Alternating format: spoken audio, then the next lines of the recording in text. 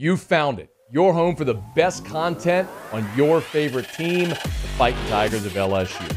Do us a favor. Subscribe to the channel. Leave your comments below. Be sure to smash that like button.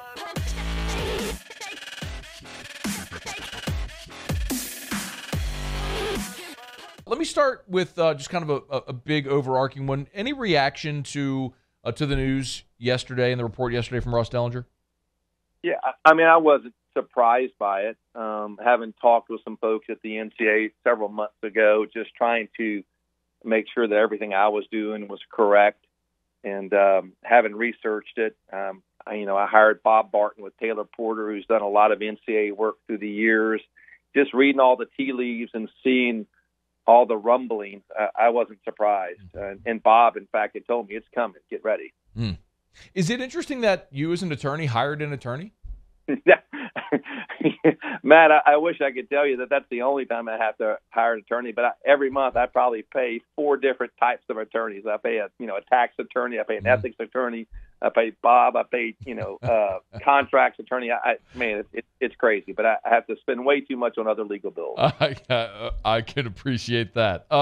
You said that you spoke to the NCAA. Did you reach out to the NCAA, or did they reach out to you? No, I reached out to them. I don't want to say who I spoke with, but That's someone high up, just saying, look, what are y'all going to do about this? Because it's crazy out there. And he agreed and said, look, we're trying to do some things and some guidelines, and tighter restrictions will be coming, but ultimately it may be a congressional thing. Oh, wow. Do you think that that's realistic to get Congress to intervene on this NIL stuff? Well, we know the desire of the federal government, and it's a long arm that they like to have, and given the propensity for them to do that, I could see them easily doing it, especially if you have a congressman or woman or senator from a certain state who once was good and now is getting left behind, so to speak, by the states or universities with a deeper collective. Yeah, I could see them getting involved. Okay. Gordon McKernan is our guest on Twitter at GetGordon. Do you think that this NCAA legislation, the guidelines, do you think this will eliminate collectives? No, I really don't. I think they can survive, but it'll be tough. The collectives are going to have to do things the right way to survive. And if they're not involved in recruiting and having conversations or inducements to attend, a potential player to attend or stay in school, then they can survive. But it's going to be tough. The individual directives, I like that phrase. That's what an individual booster is being called, a directive versus collective. Okay. I think has a better shot, especially if you think about one like how we've tried to do it. We do a lot of deals with LSU athletes, but I'm also doing deals with other athletes at other universities around the state. So things like that, the boosters are going to have to be smarter in how they do things and just try to follow the rules. Gordon, does LSU have a collective organized yet? No, there's not a formal collective organized yet, to the best of my knowledge. I know there's some people working very hard at it, and conversations are going on now, and boosters are participating in that. And but there's not a formal collective as of yet. Do you know if, because I know there's been a lot of conversation about the Louisiana law. Does Louisiana law prohibit a collective from organizing? It's open to interpretation. There's, arguments that can be made that you can do it, right? And there's arguments to made that, well, you might have to jump through a few hoops. But from what I can understand is that law will be amended this legislative session, and it's working its way through the process. I'm not exactly sure at which stage it's in, but by all intents and purposes, from what I hear from the different representatives and senators, it will be amended. Can you oversimplify for dummies like me and smarter people in our audience, though, who don't speak legalese, what the current law states, or as you understand it? Yeah, I haven't looked at it recently, but it imposes some greater obligations and restrictions on what a booster and or a school or someone affiliated with a school can and can't do.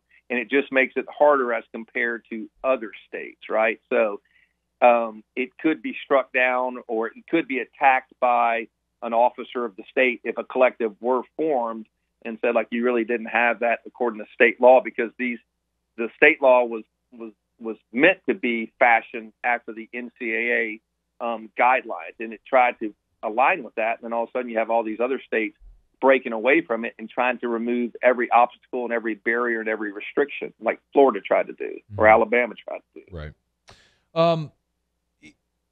I know I'm bouncing a little, but do you feel that what the NCAA is trying to accomplish is enforceable? Boy, that's a tough question. Enforceability, someone could challenge us under federal antitrust laws. I mean, I don't specialize in that, but I do think they're not trying to create new limitations as much as they're just trying to simplify and clarify what's been existing. If you really think about it, that's what they're trying to do, right? They're trying to give more teeth to it. The change in these guidelines, and I got to glance through it. I didn't get to read it. That's why Bob called me after reading it. We talked through it. They're going after the staff at the school, whether it's the athletic department or anyone affiliated, in being involved in any way, shape, or form, from contacting, connecting, arranging meetings, anything like that, to a prospective student at another school or a high school kid, or even a present student athlete, to keep them staying here between that and an NIL booster collective. That's what they're really hammering down on, and they're trying to make sure that doesn't happen. The other rules still exist, but they want to come in and clarify that, give a little more teeth to that. It's going to be fascinating, man. Look, there were so many, and I'm sure just in the last 5 to 6 months, you've gotten a lifetime of education on all this stuff, as deeply rooted as you've been in it for this half year or so. But I'm curious your thoughts also on how brazen some other boosters, collectives were, and how open they were about their pursuit of players at schools or high school players, whereas you took a different tack where you called the NCAA. You made sure things were on the up and up.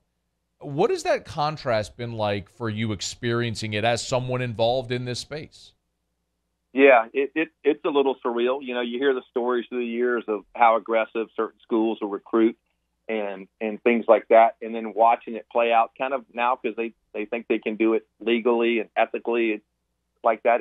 It's really interesting when you think about a school which agrees to give a scholarship or give an NIL money to every player in that position.